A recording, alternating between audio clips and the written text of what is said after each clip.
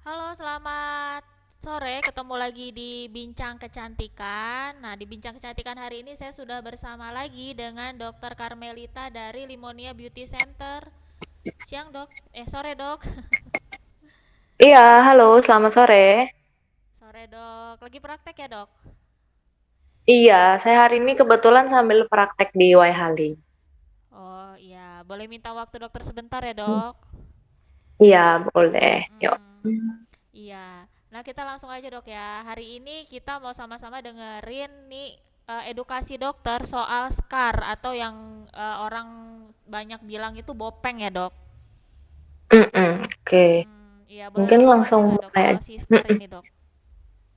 Oke, jadi mungkin scars, mungkin mau saya perjelas sedikit, scars yang akan dibahas kali ini adalah acne scars ya. Jadi bekas jerawat, karena pada dasarnya kan scars itu banyak banget. Jadi untuk acne scars sendiri itu kurang lebih kita bagi menjadi tiga bagian besar. Itu ada yang dia berupa perubahan warna tanpa adanya perubahan dari tekstur kulitnya. Lalu ada juga yang disebut bopeng atau bekas jerawat itu menjadi cekung ke bawah. Atau ada juga hypertrophic scars atau bekas jerawatnya menjadi menonjol. Nah, mungkin langsung saya jelaskan aja kali ya perbedaan masing-masingnya itu apa. Oke, jadi kalau untuk yang perubahan warna itu biasanya mungkin juga sering melihat ada bekas jerawat yang tampaknya kehitaman atau kecoklatan. Nah, itu biasanya disebabkan karena adanya penumpukan dari pigmen melanin seperti itu. Nah, umumnya bisa timbul akibat dari bekas jerawat yang terpapar dari sinar UV ketika kita tidak menggunakan proteksi, tidak menggunakan tabir surya.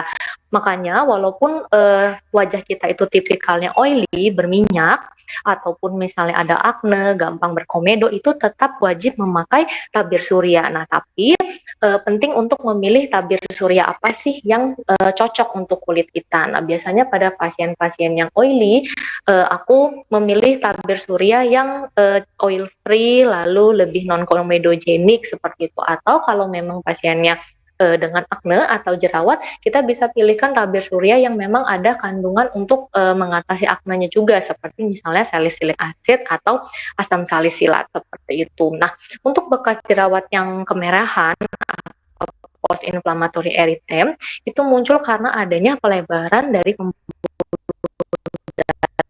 yang dekat dengan permukaan kulit sehingga bekas jerawatnya itu tampak kemerahan. Memang pada umumnya pada orang-orang dengan ton warna kulit yang lebih gelap itu lebih cenderung mengalami bekas jerawat yang coklat atau kehitaman. Kenapa? Karena memang pada dasarnya sel-sel pigmen melanin itu lebih banyak seperti itu. Nah, tapi dari perubahan warna ini tidak ditemukan adanya perubahan struktur. Jadi kulitnya itu tetap rata dengan bagian di sekitarnya. Nah, lalu kita membahas yang ada perubahan teksturnya, yaitu ada dua, ada yang atrophic scars yang bentuknya dia cekung atau bopeng, ada yang hypertrophic scars, kebalikannya dari yang atrofi. Nah, kenapa sih bisa terjadi ini? Karena ketika proses kulit kita itu menyembuh dari jerawatnya, ada kekurangan kolagen di situ sehingga dia mencekung menjadi yang bopeng atau atrophic scars. Sedangkan yang hypertrophic scars kebalikannya ada penumpukan dari kelebihan kolagen di situ sehingga tampilannya menjadi lebih tinggi dibanding area sekitarnya. Seperti itu. Nah, untuk yang atrophic scars atau bopeng itu kita bagi lagi menjadi ada tiga bentuk. Yang pertama ada ice pick scars. Jadi itu dia bentuknya itu seperti huruf I. Jadi di atasnya itu lebih lebar dengan mengkerucutnya, dia ukurannya itu kecil ya, kurang lebih kayak 2 milimeter, tapi dia mengkerucut kecil ke bawah. Sedangkan untuk yang box scars itu dia bentuknya seperti huruf U, sedangkan untuk rolling scars itu dia yang dia cenderung lebar, biasanya bisa sekitar 4 sampai 5 milimeter dengan pinggirannya itu bergelombang. Nah, kembali lagi kenapa sih penting kita tahu ini bekas jerawat yang mana, karena nanti untuk penanganan dan juga treatmentnya itu tentunya berbeda-beda juga. Iya. Nah, oke, Dok.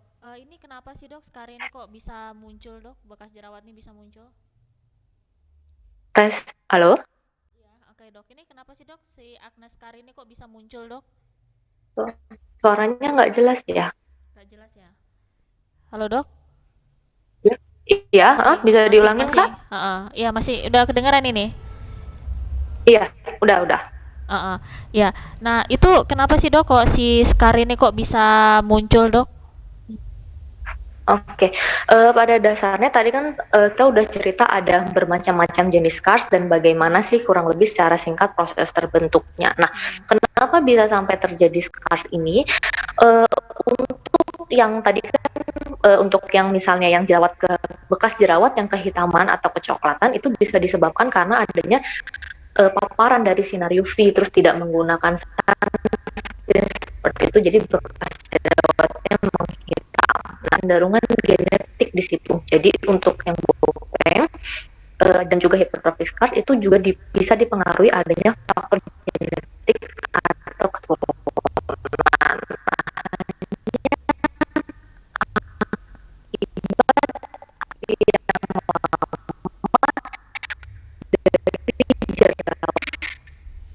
Makanya balik lagi untuk kita itu termasuk juga dari jerawat itu sendiri karena nanti ketika jerawatnya sudah ada kita mau masuk ke treatment ke bekas, nah itu akan menjadi problem yang baru lagi. Jadi antara jerawat sampai dia ke bentuknya scars itu saling berkaitan. Nah, lalu selain itu hal mudah yang bisa kita lakukan untuk mencegahnya, salah satu penyebabnya scars itu kita sering memegang-megang wajah yang sedang berjerawat bahkan memencet sendiri jerawatnya di rumah. Nah, dengan banyaknya sentuhan, terus kita pencet-pencet sendiri, itu menyebabkan proses peradangan atau inflamasinya itu menjadi lebih berlanjut sehingga faktor resiko untuk itu terbentuk menjadi bekas jerawat seperti itu. Ya, berarti intinya jangan gratil ya dok tangannya ya. Halo dok? Halo, ya? Ya ini kedengaran suaranya dok. Ya, kedengaran? Ya, berarti intinya tangannya jangan usil ya dok ya. Iya, benar. Karena sering banget, apalagi kayak misalnya ada jerawat-jerawat yang besar-besar tuh gemes, kayak suka dipencetin di rumah. Nah, itu jangan ya. Itu sih yang paling simpelnya yang bisa kita lakuin. Jangan suka menyentuh-nyentuh atau Mm-mm. memegang atau memencet sendiri jerawat di rumah. Mm-mm. Iya. Nah dok, ini kalau sudah terlanjur ya dok ya, terlanjur terjadi scar itu cara penanganannya gimana dok? Oke, jadi bermacam-macam tipenya itu beragam pula untuk penanganannya. Oke, Hmm. mungkin simpelnya untuk yang perubahan warna, yang kehitaman, Hmm. itu kita bisa bantu dengan menggunakan skincare yang mengandung pencerah atau bisa juga dengan menggunakan golongan turunan retinoid untuk membantu mempercepat perputaran kulit atau kita bisa gunakan golongan alpha hydroxy acid di mana fungsinya itu tes. Halo dok? Hilang. Halo, iya. Ya Kedengaran nggak boleh ya? diulang, ya kedengaran, boleh diulang lagi nggak dok? Soal tadi sempat keputus. Oh, oke. Hmm. Jadi untuk scars ini, nah kita tangani sesuai dari kebutuhannya karena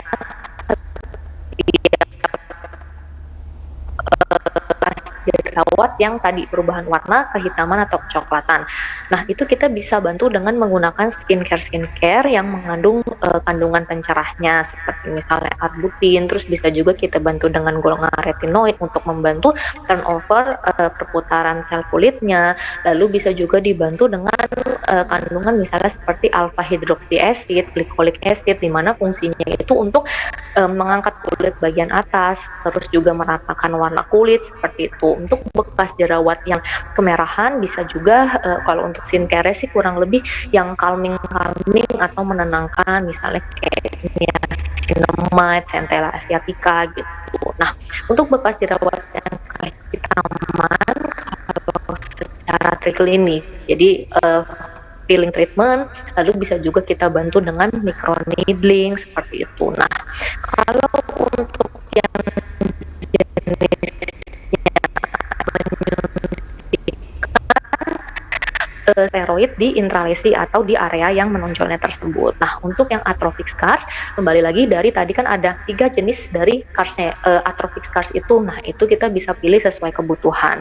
Mulai dari misalnya kalau yang bentuknya itu dia ice pick scars tadi, itu kita bisa bantu kombinasi antara TCA cross dan treatment yang lain. Nah, jadi TCA cross itu kita menggunakan asam trikloroasetat dengan konsentrasi yang tinggi, hanya itu 70% ke atas. Seperti itu. Nah, fungsinya apa? Ketika kita teteskan cairan ke ice pick scars tersebut, kita berharap dia adanya suatu proses inflamasi di situ merangsang untuk pembentukan kolagen sehingga ice pick scarsnya itu tampilannya menjadi lebih baik atau menjadi lebih dangkal, tidak terlalu dalam. Tetapi kembali lagi untuk TCA cross ini tidak bisa hanya tunggal, jadi kita kombinasikan lagi dengan treatment yang lain. Seperti misalnya dengan microneedling, jadi seperti Dermapen itu kan kita microneedling, needle atau jarum yang mikro, yang halus. Nah, fungsinya apa?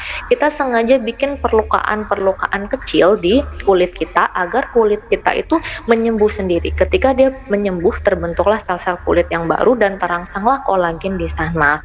Nah, selain itu untuk tipe yang rolling scars itu kita juga bisa bantu subsisi dan kombinasi dengan treatment lain. Apa itu subsisi? Jadi kalau subsisi itu ketika suatu scars itu kan dia cekung dan tertahan di bawahnya. Fungsi kita memasukkan jarum ke situ untuk melepaskan ikatan dengan jaringan di bawahnya, sehingga kita berharap atrophic scarsnya ini tampilannya agak lebih naik, sehingga tampilannya agak lebih smooth. Nah, tetapi kembali lagi subsisi ini juga tidak bisa sendirian, dikombinasikan dengan treatment yang lain. Selain microneedling, kita bisa gabung, ada juga yang microneedling dengan radiofrekuensi, jadi gabungan dari jarum-jarum yang halus, tapi kita hantarkan energi radiofrekuensi. Nah, bagaimana sih radiofrekuensi itu? Konsepnya adalah merangsang dari bagian dermis kulit kita untuk membentuk kolagen. Kembali lagi, jadi prinsipnya merangsang kolagen, tapi nanti caranya ada banyak macam. Itu lalu bisa juga selain itu kita bantu dengan laser. Nah, laser apa yang kita gunakan untuk atrophic scars yaitu laser CO2 fractional. Jadi memang lasernya ini tipikalnya laser yang ablatif atau yang mampu melukai kulit. Konsepnya apa? Sama, energi lasernya itu kan panas, dia sampai ke dermis, fungsinya untuk merangsang kolagen. Nah, selain untuk scars atau bopeng, laser CO2 fractional ini juga bisa membantu menghaluskan tampilan dari pori-porinya menjadi lebih kecil, lebih halus. Lalu juga ada fungsi untuk resurfacing ataupun peremajaan kulit, mencegah kerutan jangka panjang, dan juga si laser CO2 fractional ini bisa juga membantu untuk memotong skin tag seperti itu dengan rasa yang nyaman tanpa perdarahan yang banyak seperti itu. Nah, untuk dari treatment-treatment ini semuanya saling melengkapi satu sama yang lain, dan biasanya kita selalu butuhkan itu kombinasi treatment. Iya, iya, sorry dok, tadi kalau nggak salah dokter sebutin ada box scar ya dok ya? Halo dok? Itu penanganannya gimana dok? Sama aja Ya. dok?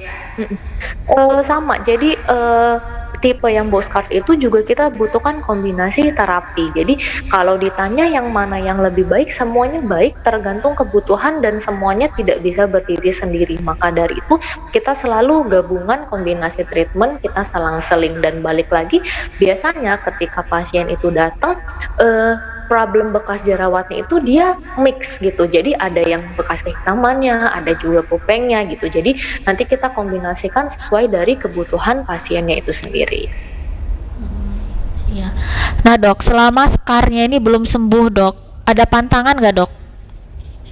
Oke, pada prinsipnya sih kalau untuk pantangan lebih kayak jika ada jerawat, jangan yang tadi kan, jangan dipencet-pencet, jangan juga mencoba ngeluarin komedo sendiri di rumah. Nah, itu salah satu prevensi untuk mencegah scars. Kalau misalnya udah terjadi scars, nah balik lagi tergantung nih apakah dia yang tadi macular scars yang perubahan warna, berarti caranya kita harus gunakan sunblock biar dia bekas jerawatnya nggak menghitam. Kalau misalnya memang terlanjur terbentuk bopeng, berarti caranya ya nanti dibantu dengan treatment gitu.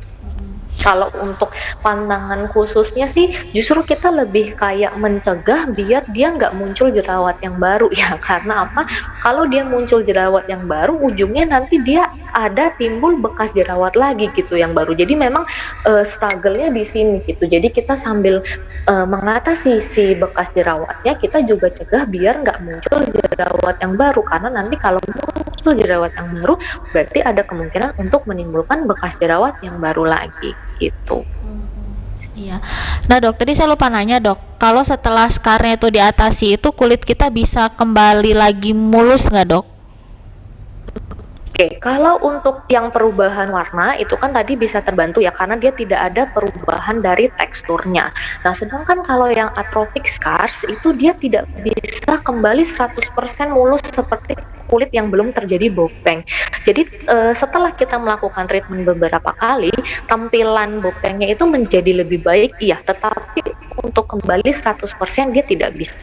Kurang lebih itu 80%-an kita bisa bantu untuk hasilnya itu kulitnya menjadi lebih smooth atau lebih halus gitu. Termasuk yang box scar ya dok, yang nggak bisa mulus lagi itu ya? Iya, betul, dia nggak bisa kalau kembali 100% gitu. Iya, tapi minimal dia berkurang ya dok ya? Ya, betul, dia lebih dangkal, terus tampilannya juga jadi lebih baik gitu. Karena memang masalah bekas jerawat ini baik yang perubahan warna ataupun bopeng itu memang cukup mengganggu ya secara estetik, cukup menimbulkan pasien tuh kadang merasa kurang percaya diri gitu. Iya, sampai ditutupin sama makeup ya dok ya, saking nggak mau kelihatan itu Iya. scarnya. Betul. Nah, belum lagi kalau misalnya masih ada jerawatnya, makin ditutup make up, terus bersihinnya nggak bener, nah bisa break out lagi, muncul lagi bekas yang baru. Jadi memang itu problemnya di situ sih.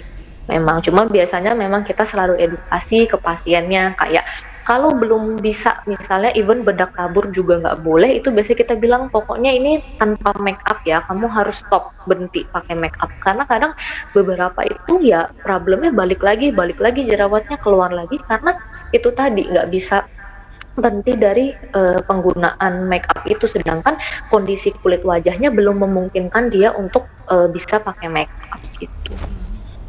Iya, nah dok, kalau boleh saya minta sedikit ya dok ya penjelasannya itu, kenapa sih kok orang itu bisa dengan mudahnya itu tuh berjerawat itu dok? Itu penyebabnya apa dok? Oke, jadi gini, penyebab jerawat itu ada banyak sekali ya faktor penyebabnya. Nah, yang paling dasarnya memang pembawaannya itu kulitnya oily atau berminyak dan secara genetik di keluarga itu gampang terbentuk jerawat, itu yang pertama. Nah, terus kenapa juga wajahnya itu oily? Banyak dipengaruhi juga oleh faktor atau gaya hidup. Jadi apa yang kita makan, kita konsumsi, pola tidur, stres itu semua berpengaruh terhadap regulasi pembentukan minyak di kulit kita. Jadi hindarilah makanan yang cenderung mengandung tinggi gula dan tinggi lemak. Lalu atur pola tidurnya, jangan begadang malam-malam gitu tidurnya. Terus untuk stres juga itu ngaruh. Jadi bagaimana kita mengelola manajemen stres kita itu juga pengaruh semua terhadap kesehatan kulit. Nah, terus faktor-faktor lain yang berpengaruh itu juga dari hormonal.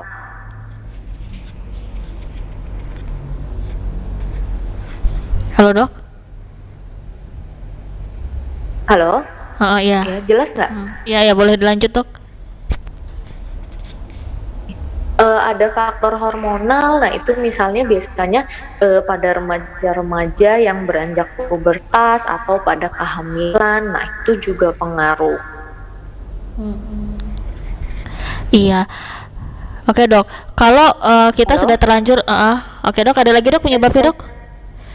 Iya, terus berikutnya ada juga karena faktor misalnya benda-benda yang sering bergesekan dengan wajah, penggunaan masker, terus misalnya penggunaan make up yang tidak dibersihkan dengan benar, itu semua menjadi kesatuan hal-hal yang bisa menimbulkan jerawat. Iya. Nah, kalau sudah terlanjur berjerawat, dok, itu mengatasinya gimana, dok? Apakah harus langsung temui dokter? Oke, jadi memang, jerawat itu kan tadi faktornya banyak. Nah, kembali lagi, pentingnya konsultasi biar kita bisa memilihkan apa sih skincare yang tepat, apa sih treatment yang tepat. Karena balik lagi ketika jerawat itu berlangsung lama, belum lagi jerawatnya itu yang meradang-meradang semuanya, kan kadang, dibutuhkan juga, skincare yang sesuai kita resepkan, butuh juga mungkin obat minum kalau jerawatnya parah. Jadi makanya penting untuk konsultasi karena makin lama jerawatnya dibiarkan, makin lama dia meradang, kemungkinan untuk timbulnya bekas jerawat itu akan semakin besar. Iya. Nah, kalau untuk mencegah jerawat itu jangan lakukan yang dokter sebutkan tadi itu ya. Iya, pertama sih memang kalau masalahnya genetik atau keturunan itu kan nggak bisa kita ubah. Nah, sisanya Mm-mm. yang bisa kita ubah tuh apa? Dari tadi pola hidup, makan, minumnya, tidur, manajemen stres. Terus kalau sekarang pakai masker, rajin ganti maskernya. Kalau misalnya pakai make up, dibersihkan secara double cleansing. Jadi double cleansing itu kita bersihkan dulu wajah dengan menggunakan bahan yang mengandung prinsip dasarnya itu oil untuk dia mengikat karena pada dasarnya makeup itu kebanyakan dia water resistant jadi kita ikat dulu dengan yang berbau minyak seperti misalnya cleansing oil atau susu pembersih seperti itu baru kita cuci muka pakai sabun biar sisa-sisa makeupnya itu terangkat dengan sempurna tuh. Iya, kalau nggak mau bingung sih ya udah ya ke dokter aja ya. Nanti kan dipilih skincare yang pas ya dok ya, bener nggak? Iya, boleh konsultasi, nanti kita pilihin skincare-nya, terus rencana-rencana treatmentnya apa saja untuk bantu mengeringkan si jerawatnya. Iya. Oke dokter Karmel, sebelum saya tutup ada yang mau dokter sampaikan dok? Mungkin saya rasa cukup itu aja. Kalau misalnya masih ada pertanyaan atau bingung, nanti boleh konsultasi. Kalau misalnya masih ada yang belum ngerti atau bingung, nanti bisa kita resepkan ataupun kita atur untuk treatment-treatmentnya yang cocok untuk bekas jerawatnya apa. Sama pesan saya tadi satu, jangan lupa gunakan sunscreen dan jangan sering memencet-mencet atau memegang-megang wajah yang berjerawat. Oke dokter Karmel, terima kasih banyak ya dok ya atas waktunya. Ya, terima kasih. Iya, maaf ganggu Selamat prakteknya sore. ya dok ya. Thank you ya. Oke dokter, sampai ketemu lagi ya dok. Iya, yuk terima kasih. Selamat sore. Sore. Ya Tribuners, itu tadi obrolan kita bareng dengan dokter Karmel. Sampai jumpa lagi di bincang kecantikan berikutnya. Selamat sore.